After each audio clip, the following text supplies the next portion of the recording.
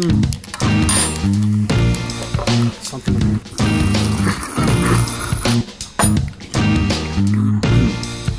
cette vidéo aujourd'hui, vous allez connaître quel est le meilleur appareil photo, la meilleure caméra pour faire des vidéos pour YouTube, pour vlogger, pour partir en vacances, pour partir voyager et vlogger avec. Je confirme à 100% présentation de ce petit bijou. Merci à tous de regarder cette vidéo, ça nous fait déjà très plaisir. J'ai rameuté avec moi David. Rameuté, oui, c'est un mot qui doit exister, je suis persuadé. David, qui est en fait le frère d'Anthony, que vous connaissez déjà à travers cette chaîne YouTube. Et en fait, pourquoi est-ce que je t'ai ramené sur cette vidéo? Parce que déjà, tu es le propriétaire de cette machine, qui est excellente. Ouais. Et en plus, tu voyages avec, tu utilises partout et tu vlogs comme un animal avec. Comme un animal. Alors, ça fait un peu plus d'une année que j'ai acheté ce Canon M50. C'est actuellement en fait Greg qui m'a conseillé parce que je savais pas trop comme caméra, mais pour vlog. Je peux pas me concentrer avec lui avec ce café. Non, je me connaissais pas trop en caméra et puis Greg il m'a conseillé ce petit bijou pas trop cher. On peut mettre le micro et tout. Ça fait un peu plus d'une année que je vlog partout dans le monde. J'étais déjà en Afrique, en Amérique du Sud, aux Philippines et puis je vais vous montrer quelques images. Peut-être on pourra passer quelques images. Ça marche. Alors, donc toi, tu as un blog spécialisé sur les Philippines. D'abord, ça s'appelle Swiss Humanity et tu es basé en Suisse. Tu expliques, je peux parler? Tu expliques justement les coins en Suisse qui sont valables, la qui sont culture vraiment bien suisse foutus, et tout ça, exactement. Spécialement pour montrer ça aux personnes des Philippines ou vraiment de manière globale? De manière plutôt globale, mais c'est vrai que mon audience sur YouTube, c'est... Essentiellement des Philippines. Exactement. Je dois avouer que je crois que je suis peut-être à 80% des Philippines et puis un peu States, peut-être 2% de la Suisse, ce que lui, ma mère, mon père et mon frère. Voilà, exactement. Alors, je vais vous montrer un petit peu la taille. Pour revenir un petit peu dans le débat, je vais vous montrer la taille de l'appareil. Il est tellement petit et puis il est pas lourd. Je vais peut-être juste enlever le micro pour montrer vraiment la configuration minimum en fait qu'une personne devrait avoir. Je crois que sincèrement, il fait pas plus que 300 grammes. Ouais, il doit pas faire plus que 300 grammes. Alors l'objectif qui est livré avec justement, dans la plupart du temps, je crois qu'on trouve des packs aujourd'hui qui sont autour des 500 balles. Maintenant, ouais. 500, 550 $, on trouve ça sur internet. Et puis, donc c'est le Canon M50. Exactement. Qui est sorti il y a quelques années, je crois déjà. Ça doit faire une année et demie, un truc comme ça. Ouais, presque 2 ans maintenant. Et puis, c'est vrai que moi j'avais déjà entendu vraiment du bon de cette machine, déjà en termes de compacité, parce que c'est à la limite de l'appareil photo compact. Mais quand même avec les objectifs interchangeables, et ça c'est un des trucs les plus importants je trouve moi personnellement. Ça permet de foutre des objectifs qui sont un petit peu plus lumineux. Celui-ci c'est un 15 pas hyper lumineux, c'est un 3.5 à 6.3 dans la version zoom maximale, parce qu'en fait ce qu'il faut dire, le plus important, c'est que on a un zoom qui nous permet, en fait, la première valeur d'objectif est à 15. Voilà, en fait 15. Déjà, cet objectif, elle est inclus quand on achète. Exactement. Et puis la valeur max, je vous montre parce que je vous prouve tout ce que je dis. 45. Ok, donc ça c'est livré avec. Et ça suffit déjà pour la plupart des cas, je trouve, parce que en fait en 45 on va être déjà plus en mode portrait, on va pouvoir faire de la photo de portrait par exemple, on va pouvoir filmer typiquement des interviews et autres. Je vous conseille de filmer ça plutôt en valeur portrait, donc avec des valeurs plus importantes en zoom. Et puis pour vlogger le 15, toi tu utilises le 15 pour vlogger? Moi j'utilise le 15, puis après j'ai comme un sorte de trépied que je peux vraiment le mettre. Ouais. Alors encore une fois pour donner de la validité à ce qu'on raconte, je vous mettrai le lien de la chaîne Swiss Humanity en bas dans la description. Comme ça, vous pouvez voir. Et puis vous irez voir un petit peu les vidéos. Elles sont pas toutes faites avec ça. Il y a aussi des fois avec ton téléphone portable. Ouais, et puis la GoPro aussi. Et par contre, vous verrez très clairement la différence entre la GoPro, le téléphone et cette petite merveille directement sur la chaîne YouTube. Déjà rien que par rapport à la qualité, mais aussi son, parce que la GoPro, le son est pas top, mais... Alors on peut mettre des accessoires son sur la GoPro, mais le truc c'est que là c'est vraiment fait pour. Vous allez voir, c'est dur de trouver aujourd'hui un appareil photo caméra justement qui ait des vertus de celui-ci et qui permettent d'accessoriser justement dans une compacité qui est maximale. ici. Il explique bien, hein, mieux que moi. Ça, sincèrement, c'est incroyable. Est-ce que je peux dire mais le prix de ça? Parce que ça, c'est quand même incroyable. Vas-y, dis le prix. J'ai acheté ça 50 francs, je crois. Ouais, 48 ou 49 sur... Digitech. Ouais. 50 francs. Mais ce petit bijou, en plus, c'est un Rode. Ouais. Mais le son est incroyable. Je sais qu'il y a des Rodes à 150 à 200 francs. Puis il n'y a pas de pile en plus. Donc c'est directement... Oui, justement, donc l'avantage, donc c'est vrai que c'est une vidéo sur l'appareil, mais il faut quand même parler un petit peu du minimum d'accessoires que je vous recommande vraiment. Donc là, le Rode VideoMic qui se trouve à peu près à $50 justement sur Internet, il n'y a pas besoin de pile. Donc, et en plus, directement, ça c'est incroyable. Apparemment, le préampli de la machine est assez bon. Enfin, moi je trouve que les vidéos que tu fais, le son est vraiment exceptionnel. Et ça couvre par rapport au vent aussi. Exactement, donc ça protège du vent. Le micro lui-même n'est pas très sensible au vent en plus, donc il va capter parfaitement. C'est un mini micro canon et en fait il va vraiment être relativement directif et tout, et la qualité du préampli de la machine elle-même fait que l'ensemble donne vraiment une qualité son qui est excellente, largement suffisante pour la plupart des choses à faire. Parce que déjà que le son du Canon est déjà bien bas. Ouais, il est pas mal. C'est vrai qu'ils ont eu l'intelligence en fait de mettre les micros devant. Exactement, pour le vlogging. Alors là, je sais pas si on va le voir. Je sais pas si on voit les petits... Ouais, on voit des petits trous ici. Donc ça, c'est les micros de base. Donc ils ont déjà eu l'intelligence de ne pas les mettre dessus, mais de les mettre devant, ce qui n'est pas le cas de beaucoup d'appareils. Et là, en fait, donc déjà de base, la machine, vous pouvez déjà vlogger très bien. Sans ça. Toi, t'as déjà fait, hein? Ouais, moi j'ai déjà fait. Mais après, j'ai vu des petits soucis par rapport juste le vent. Donc c'est pour ça que moi j'ai acheté ça, parce que quand je suis à la plage et tout avec le vent, ça c'est quand même une petite qualité en dessus. Puis si tu veux vraiment faire du vlogging et bien grandir peut-être sur YouTube comme je le souhaite, bah je pense que ça c'est le minimum. Après, il y a des plus chers, hein, bien sûr. Mais... ouais. Ça, c'est vraiment top, je pense, pour commencer. Après, c'est sûr qu'on fait une review de matériel. Hein. On n'est pas du tout en train de dire comment grandir plus vite sur YouTube, bien que ta chaîne à toi, elle est carrément en explosion. Pour moi, elle fait partie des trends dans Social Blade. Juste. T'as commencé ça il y a combien de temps? Il y a 3 mois? Il y a 2-3 mois, ouais. J'étais à 130 subscribers pendant 8 mois. Et puis maintenant, bah, ça grandit environ de 200-300 subs par jour. 200-300 subs par jour? 200-300. Donc là, t'as passé les 6000? Ouais, enfin, parce que je me disais, c'était long. Donc t'es passé de 100 à 6000 en 2 mois. En 2 mois, à peu près, ouais. Je sais que 6000 pour quelques personnes, c'est pas beaucoup, mais pour moi, c'est déjà beaucoup.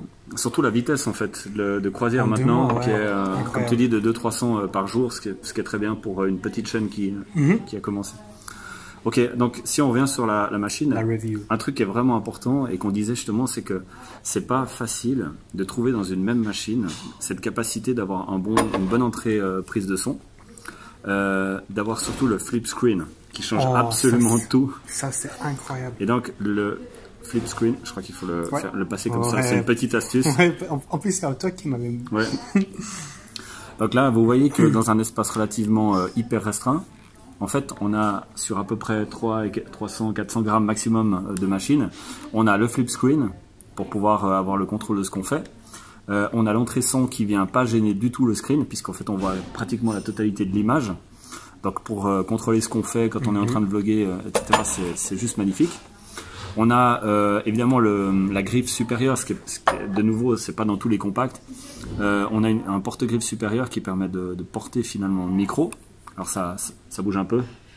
Ouais. C'est assez marrant. C'est comme un fou, je vois quoi. Si jamais ça s'appelle un dead cat pour un chameau. Un dead cat. Ah, ouais. Ok. Mais c'est marrant parce que quand je vlog avec le flip screen, avant je gardais toujours là. Puis tu m'as dit non mais il faut regarder là. Puis maintenant en fait quand je mets des lunettes c'est bien, je peux faire comme Casey. Exact. Enfin, moi je regarde là. Tu peux contrôler dans le flip screen, etc. Donc on peut déjà pratiquement vlogger comme ça sans forcément avoir de support. Donc on va pouvoir contrôler dans le flip screen. On a un son qui est vraiment excellent, les objectifs interchangeables, tout ça dans un espace qui est vraiment super compact avec une bonne autonomie aussi. Ouais, vraiment. T'as quoi à peu près? Wow, c'est dur à dire, moi j'arriverai pas comment. Mais j'arrive facilement à vlogger pendant quelques heures avec une batterie. Puis bien sûr, moi j'ai une batterie supplémentaire. De secours, voilà. Ouais. Mais je sais pas exactement combien d'heures ça fait. Tu penses plusieurs heures? Je sais pas exactement, mais j'arrive à vlogger toute la journée avec une batterie. Toute la journée avec une batterie, donc simplement il faut l'économiser un peu, tu l'éteins quand tu fais rien, etc. Machin, etc. Et puis voilà. Alors après, toi tu fais comment? Vas-y, montre-nous. Alors là, j'utilise... tu veux boire un peu de ton café parce que j'aime bien quand tu fais un peu pendant que tu parles. Voilà.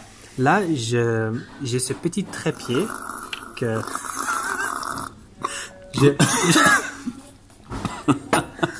je viens d'acheter un autre trépied, c'est Joby. Il est beaucoup plus long et beaucoup plus cher.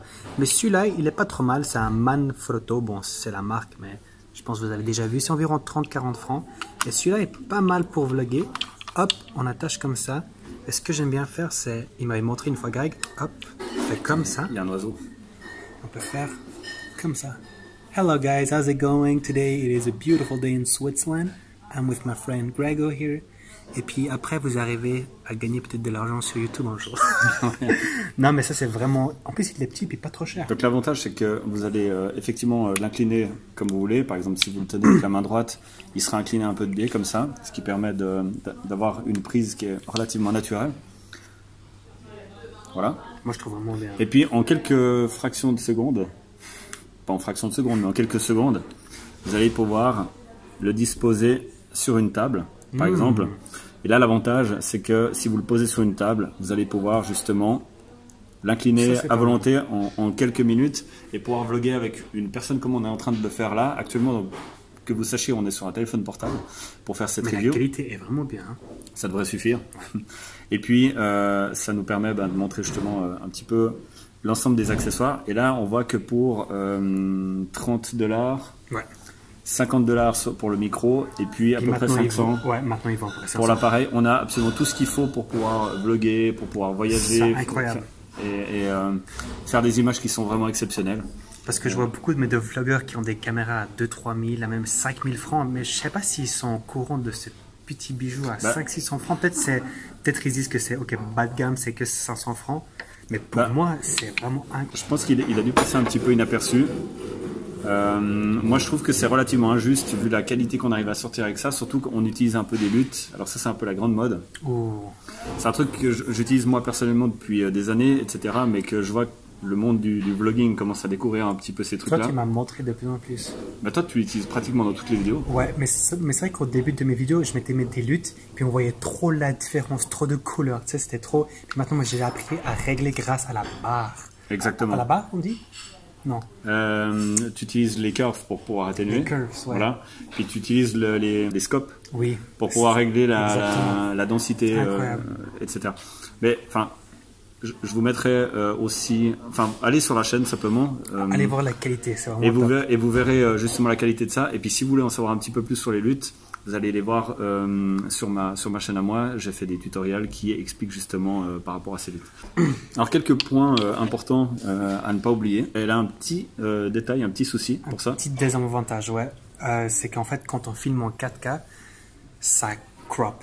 Ça fait un petit zoom contre nous et puis c'est vraiment un zoom pas très agréable parce qu'on doit vraiment mettre la main vraiment beaucoup plus loin, trop éloigné pour que ça prenne juste presque mes visages. D'ailleurs, c'est un détail vraiment surprenant parce que normalement, on serait plutôt censé cropper en Full HD.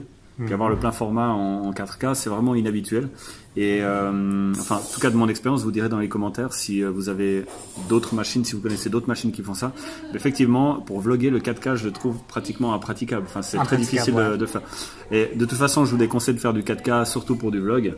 Déjà, l'editing, le volume, ça. C'est insupportable à faire. Il faut des machines hyper puissantes et tout ça. Donc, faites pas du 4K pour l'instant. Je pense que c'est un petit peu Full HD en 1080, c'est top. Exact. J'ai juste enlevé ça. Ah oui, alors, parce qu'en fait... Petit détail aussi, hein. Tu veux dire? Ah ouais, non, vas-y. Bah, en fait, là, quand on vlog sans le micro, on peut utiliser le flash ici. Évidemment. Mais bien sûr, quand on met le micro... Eh ben, on le condamne. Mais il y a énormément de machines où ça condamne beaucoup plus. Par exemple, le fait de mettre un micro sur certaines. En fait, le flip screen se fait par en bas. Ah oui. Et puis ça tu vois plus ton screen du moment que tu mets un micro. Donc là, tu peux juste pas ouvrir le flash et c'est le seul défaut. Ouais. Mécanique, je dirais, de cette machine. Ouais, mécanique. Voilà. Et effectivement, donc quand on met le son. J'ai vu des machines typiquement où quand on branche le son, on voit plus bien du tout l'écran, ou alors on peut même pas carrément complètement ouvrir l'écran. Et puis là, c'est quand même... Et le pire, évidemment, c'est des machines comme certains Sony et puis certains Canon aussi, qui ont fait le choix d'avoir le flip screen vers le haut, comme ça, donc il se lève comme ça. Et en fait, du coup, on se retrouve derrière le micro et c'est Et complètement complètement, débile. ouais, Et ouais. oui. Et C'est incroyable. combien de fois des mecs ont fait des vidéos pour dire mais ne faites plus des flip screen sur le vertical. Ça donne la possibilité en fait de vlogger uniquement avec les micros de la machine qui sont pas forcément toujours n'a pas. Surtout sur d'autres modèles. Ils pensent, je sais pas. Mais c'est peut-être moins cher aussi, hein, techniquement, de faire un flip screen vertical. Et en fait, ça n'a pas de sens. Arrêtez de faire des flip screens verticaux. Je veux dire, ça n'a pas de sens. On peut pas mettre de micro. Alors j'ai vu qu'il y a des types, ils font des dispositifs sur les côtés pour aller mettre le micro. Donc c'est vraiment des mesures désespérées. C'est tellement simple de le mettre comme ça. Et ça marche tellement bien au niveau du son. Arrêtez de faire des flip screens comme ça. Donc le seul petit souci mécanique, je pense que c'est vraiment ça. C'est vraiment ça. Mais on vlog pas avec le flash. Non, en plus. Donc il faut vraiment être peut-être dans la nuit, mais c'est un flash constant, il reste allumé. Mais c'est ça, moi j'ai jamais vraiment utilisé. Ouais, alors ok. On pourra mieux le tester. Ok, donc. De toute façon, je vlog toujours avec ça, donc ça me sert à rien. Puis des fois, quand je vlog de nuit, je mets une petite lumière. Ah, tu peux rajouter une petite lumière. Ouais, moi j'attache. Ok, super. Et puis on voulait parler aussi un petit peu du focus, autofocus. Ouais, l'autofocus. Il marche beaucoup avec l'écran en fait. Quand on vlog, on doit appuyer sur soit notre visage pour faire plus clair. Oui, parce qu'il y a la reconnaissance de visage. Voilà. Donc, évidemment, bon, ça c'est un vieux Futures qui est déjà dans les anciennes machines. Donc il n'y a rien d'incroyable avec ça, mais c'est quand même cool de savoir que ce truc est équipé de ça. Donc il fait la mise au point automatique sur ton visage. Pour une machine qui a un objectif interchangeable, c'est super cool. Et toutes ne le font pas. Typiquement, il a fallu attendre les Canon 70D pour avoir le dual pixel qui permet de faire le focus. C'est à partir du Canon 70D. Et puis après il y a eu le 80D, le 6D, donc le 5D ne le fait pas. Et après des machines plus sophistiquées, etc. Chez Sony, ils sont extrêmement performants pour ça. Par contre, ça c'est la force de Sony et c'est aussi des autres prix. C'est de faire justement un autofocus qui est juste ultra violent, ultra rapide. Mais encore plus rapide que le Canon. Ouais, c'est diabolique. Ouais. Donc du coup, toi tu trouves qu'il marche ou tu m'as dit que tu avais des fois des petites expériences? Des fois j'avais des petits soucis quand je vlog, par exemple je suis à la plage tout, ça focus plus sur l'eau que sur moi, donc parfois je dois juste appuyer sur l'écran pour refocus sur mon visage, mais ça arrive très rarement. Normalement après quelques secondes ça revient toujours la chose la plus près de l'écran. Ouais, encore une fois, vous irez voir sa chaîne. Il y a des dizaines de vidéos qui mettent en valeur justement le travail avec cette machine. C'est presque avec ça. Moi, j'ai jamais vu que tu avais de problème de focus. C'était ma dernière vidéo quand j'étais dans les montagnes, j'étais dans un cable car et puis ça avait focus derrière. Mais c'est des petits trucs. Mais donc voilà, pour justement un prix qui est relativement abordable pour la plupart des gens, on a une machine qui fait l'autofocus. Qui est livré avec un objectif qui est relativement bon, qui est pas hyper lumineux. C'est franchement 3.5. On trouve des objectifs à zoom constant 2.5 pour des prix après qui sont quand même aussi acceptables. Mais je crois qu'on va se retrouver pour un bon objectif. Il faudrait compter le prix de la machine, je pense. Donc un très bon objectif à 500-600 francs, on va se retrouver avec un objectif qui sera une gamme au-dessus largement, mais je pense qu'on peut énormément bien travailler déjà avec ça. C'est incroyable, parce que tu penses que toutes les machines, quand on met en mode vidéo, c'est automatique ou bien on peut faire comme moi, régler ça c'est vraiment incroyable. Alors justement, si vous voulez faire un tout petit peu plus pro, vous pouvez passer... Moi je ne connaissais pas ça. Voilà, c'est ça. La machine en manuel, et puis en fait vous allez régler, je pense qu'on peut l'allumer en fait, tac. On va quand même le montrer allumé. Donc là il est suréclairé. C'est ça ou bien non? Ouais, c'est ça. Voilà. On voit là. Donc on voit qu'ici, ils ont pensé, parce qu'ils sont intelligents chez Canon, mais ça fait en même temps, ça fait des décennies qu'ils fabriquent des machines, mais on voit que la petite molette qui est là, elle permet d'accéder directement au réglage manuel de la luminosité. Donc si... c'est quand même incroyable ça. Alors, dans la nuit, ça c'est extra, on peut faire beaucoup. Voilà, c'est super cool. Donc ça permet justement de ne pas avoir une espèce d'adaptation comme ça continuelle de la lumière. Et ça permet de l'avoir directement devant, puisqu'il faut imaginer quand on vlog, en fait on est de ce côté-là de la machine, ce qui fait qu'il nous faut la touche très accessible pour pouvoir régler la lumière. Exactement. Donc ça, pour les vidéos de maquillage, de trucs, etc., vous allez adorer ce truc. C'est vraiment bien foutu. Et alors surtout, petite option supplémentaire pour le son, on peut le faire aussi manuel. Puis régler les dB directement manuel. Et ça, j'ai pas vu sur beaucoup d'appareils photo. Mais là, il est automatique, je crois. Enfin, il est directement... Là, tu l'as mis en automatique, ok. Mais par contre, on peut le passer en manuel. Et puis, on a le vumètre qui va montrer justement l'intensité du son et vous pourrez le régler. Ça, c'est vrai. Après, vous verrez, moi, au début, avec la luminosité, j'avais des petits soucis. Par exemple, j'étais à l'ombre et tout d'un coup, j'étais en pleine lumière, donc ça fait beaucoup plus clair. Donc après, dans le vlogging, je peux directement changer. Voilà. Et puis, après, tu cut au pire, voilà. aussi, comme ça. Si avec vraiment automatique, normalement, mais ça fait tout, mais la lumière n'est pas aussi incroyable, je trouve. Ouais. Si jamais aussi, donc l'écran est assez formidable. Hein. Enfin, moi, il me semble qu'il marche assez bien. Tu me diras, toi, en plein soleil, tu vois ton image. Ouais, je vois bien. Alors ça, c'est justement un des trucs qui est important, c'est de pouvoir bien contrôler l'image quand on est en plein soleil. Parce qu'on voit aussi la luminosité. Mais voilà. Ouais, donc tu as tous les métriques, ça c'est normal qui s'affichent sur le truc. Il va permettre justement, enfin l'avantage aussi, c'est qu'on a un viewfinder. Numérique. Moi, je l'utilise presque pas. Ouais, tu n'utilises presque pas, mais n'empêche que c'est un super atout pour pouvoir filmer les autres. Évidemment, quand on vlog, on a tendance à se filmer nous-mêmes, donc le viewfinder n'a absolument aucun impact. Mais par contre, c'est vrai que quand on a besoin de filmer et puis qu'il fait hyper jour, je sais pas, on est dans le désert, on voit pratiquement plus son screen, à ce moment-là, on utilise le viewfinder et en fait, on est dans une espèce de micro-chambre noire comme ça et on voit parfaitement l'image. Tu devrais essayer. Tu verras que c'est assez... Oh, a thumbnail. Ah oui, mais en fait, c'est pas mal. Hein. C'est pas mal avec le viewfinder. La prise en main, quoi, au niveau de la prise en main, tu peux dire quelque chose? C'est vrai qu'au début, quand je vloguais en face de moi, mais j'étais toujours comme ça. Mais Greg, il m'a montré des petites astuces. Je peux le mettre en mode de côté, je le prends comme ça et ici.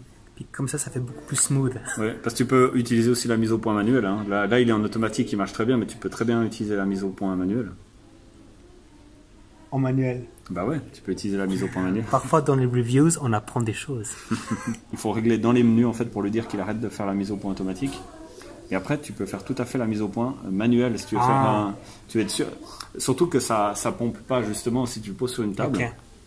Ouais, donc il y a cette option. Même moi j'apprends. Si vous le posez par exemple sur une table, et puis moi j'ai fait des vidéos justement avec des machines automatiques à distance égale, c'est pas forcément utile finalement. Si on va pas changer de distance, c'est pas utile que ce soit automatique la mise au point.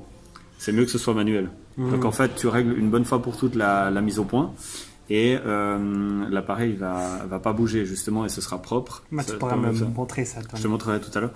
Donc l'idée c'est que typiquement pour faire des reviews d'objets etc, vous réglez votre mise au point une bonne fois pour toutes, vous le laissez en manuel et puis à ce moment là il n'y aura pas de risque de changement de netteté comme ça de la machine. Donc ici on a passé la machine en manuel focus pour aller dans le sens de ce qu'on expliquait tout à l'heure.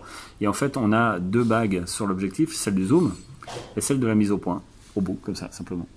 Donc là, effectivement, quand vous faites des reviews à une distance toujours identique, eh ben, pensez à passer la machine en mode manuel. Les menus sont vraiment très bien expliqués. Moi, je croyais que je savais tout. Ouais, les menus sont tellement Les menus simples. sont vraiment simples. On va pas rentrer en détail dans tous les menus. Il y a des vidéos qui sont entièrement consacrées que aux menus des Canon. Ça ne change pratiquement jamais. Ouais. L'avantage ici, c'est que l'écran est tactile. Je crois qu'on l'a déjà dit dans la vidéo. L'écran est tactile et donc on va pouvoir typiquement sélectionner une zone de focus pour l'autofocus, par exemple sur un objet, pendant qu'on fait une review, etc. Donc vous allez pouvoir piloter les zones de focus typiquement avec l'écran tactile, mais aussi changer dans les menus. Je vais vous prouver ce que je dis. Avec un petit bruit de validation. C'est vraiment très bien monté, c'est vraiment très bien fait, bravo Canon pour ça. Parce que tu trouves que quand on vlog, c'est quand même mieux de le mettre en autofocus? Oui, c'est mieux en autofocus. Ouais. Mais c'est intéressant que tu me dises ça. Donc voilà, ça c'est ce que la machine va... vous allez avoir besoin pour filmer dans cette machine, c'est des cartes. Alors, vous n'avez pas forcément besoin d'une 64. Ça c'est la batterie, il y a le modèle dessus. La batterie, c'est une LP-E12. Et vous voyez qu'elle est vraiment très petite, hein. Donc ils ont vraiment tout optimisé. Et puis ça, c'est des cartes SD absolument standards. Elles sont un petit peu rapides, mais je pense que si vous n'utilisez pas la 4K, si vous restez en Full HD, vous n'êtes pas obligé d'avoir des cartes aussi rapides que ça, qui sont des 150 mégabits par seconde. Donc c'est trop vite ou bien non? Ça c'est trop rapide à mon avis pour faire de la Full HD, t'es largement au-dessus. Moi je filme avec des Blackmagic en 4K avec ces cartes-là. Donc je devrais prendre une plus basse, non? Non, bah maintenant que tu l'as. Mais disons que si tu voulais t'acheter une 256 Go, tu pourrais prendre une moins chère qui va moins vite. Ah, ok. Voilà. Parce qu'en fait, mais 64, mais c'est déjà énorme, je trouve. 64, c'est déjà largement suffisant. Parce bah oui. Chaque jour. Ouais, parce qu'après tu décharges dans ton laptop et tout ça. Ok. trouve que c'est vraiment une caméra. Elle est tellement pas lourde que quand on vlog, c'est vraiment très agréable. On peut facilement faire 10-15 minutes. Je sais qu'il y a des caméras beaucoup plus gros et plus lourds. Puis celui-là, il fait, je crois, 300-400 grammes maximum, je pense. Ouais, donc voilà, 15 minutes, 30 minutes, ça passe. Voilà. Donc, ben, pour finir, vous